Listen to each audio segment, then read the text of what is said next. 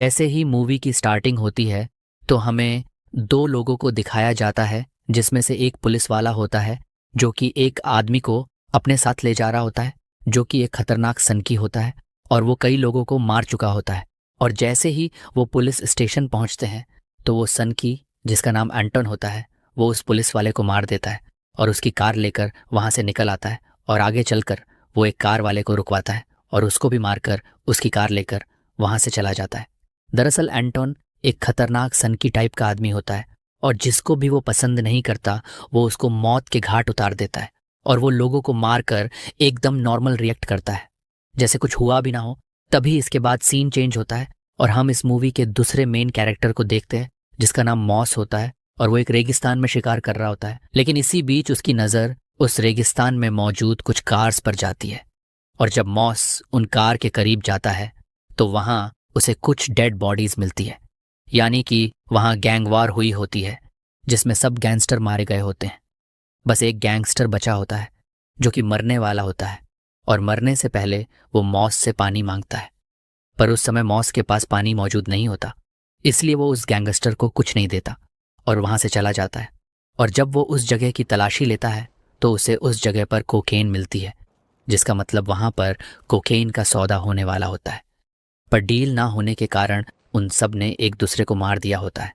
और उस जगह से कुछ दूर एक पेड़ के नीचे मॉस को एक लाश भी मिलती है, जिसके पास एक बॉक्स रखा होता है जिसमें काफ़ी पैसे होते हैं, जिसे मॉस चुपके से लेकर वहां से चला जाता है और अपने घर में उन पैसों को छुपा देता है।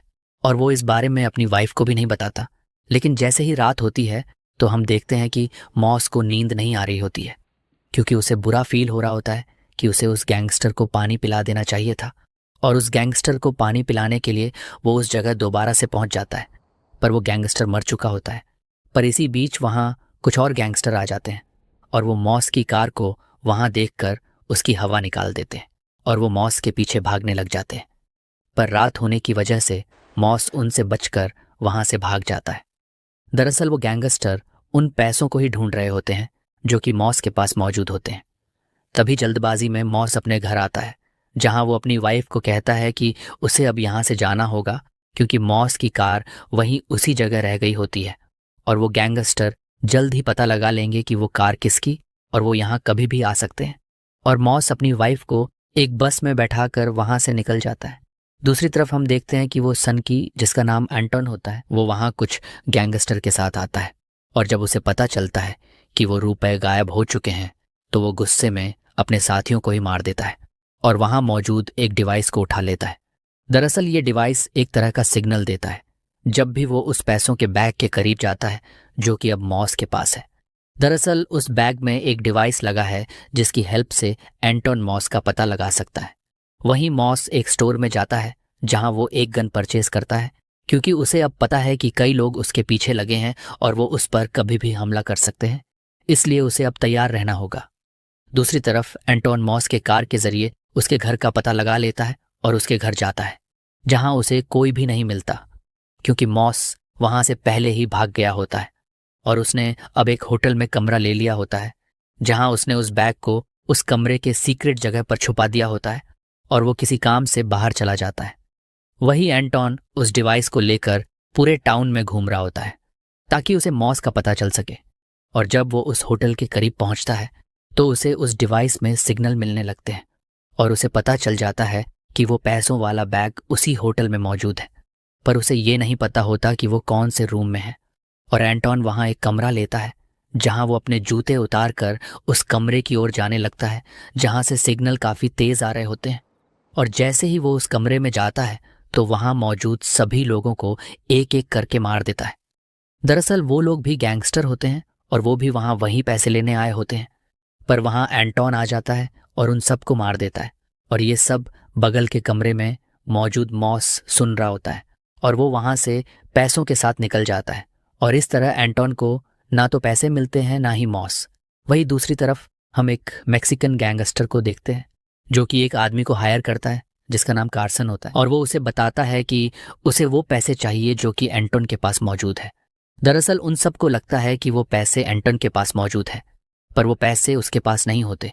और वही मॉस उस होटल से दूसरे होटल में शिफ्ट हो जाता है और जब वो एक कमरे में जाता है तो उसे शक होता है कि एंटोन को बार बार उसका पता कैसे चल जाता है। उस बैग को खोलता है और ठीक से चेक करता है तो उसे उसमें एक डिवाइस मिलता है जो कि एंटोन की हेल्प कर रहा होता है उसका पता लगाने के लिए। लेकिन तब तक काफ़ी देर हो जाती है और एंटोन वहाँ भी आ जाता है जहाँ वो मॉस पर हमला करता है।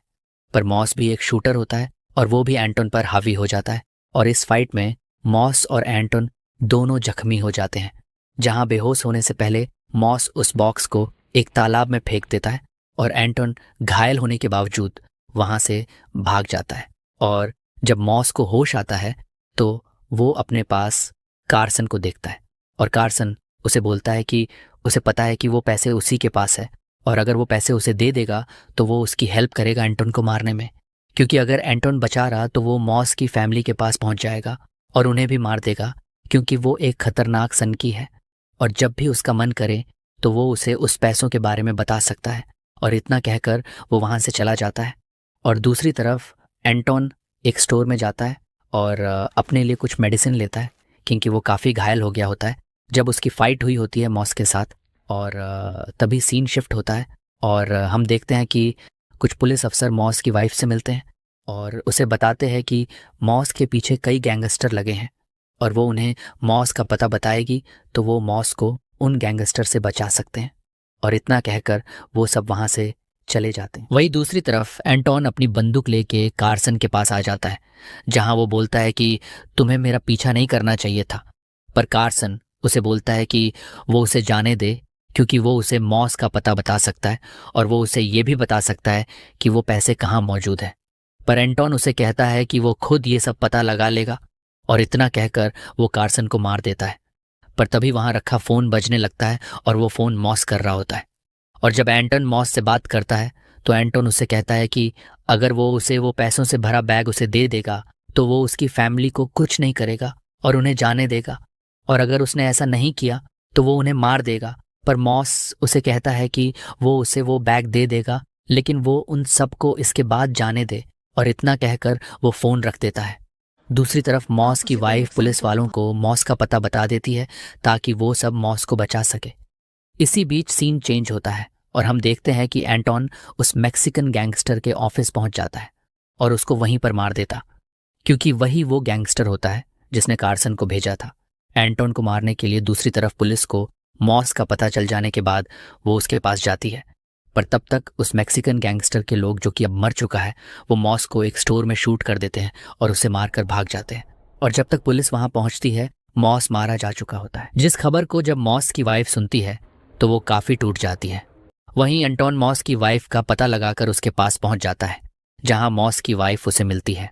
और एंटोन जो कि एक सनकी होता है वो उसे कहता है कि तुम्हारे पति ने प्रॉमिस किया था कि अगर वो मुझे पैसे लौटा देता है तो मैं उसे नहीं मरूंगा, पर उसने मुझे पैसे नहीं लौटाए, इसलिए तुम्हें अब मरना होगा। पर मॉस की वाइफ उससे भीख मांगती है कि वो उसे ना मारे, पर मॉस उसकी बात नहीं सुनता और उसे मार देता है। तभी मूवी के लास्ट सीन में हमें दिखाया जाता है कि एंटोन जब मॉस की वाइफ को मारकर जा रहा होता है तो उसका एक्सीडेंट हो जाता है और जिसमें एंटोन काफ़ी जख्मी हो जाता है। और तभी वहाँ कुछ बच्चे आते हैं और उसे अपनी शर्ट देते हैं जिससे वो अपने हाथ को संभालता है, और ये मूवी इसी सीन के साथ खत्म हो जाती है।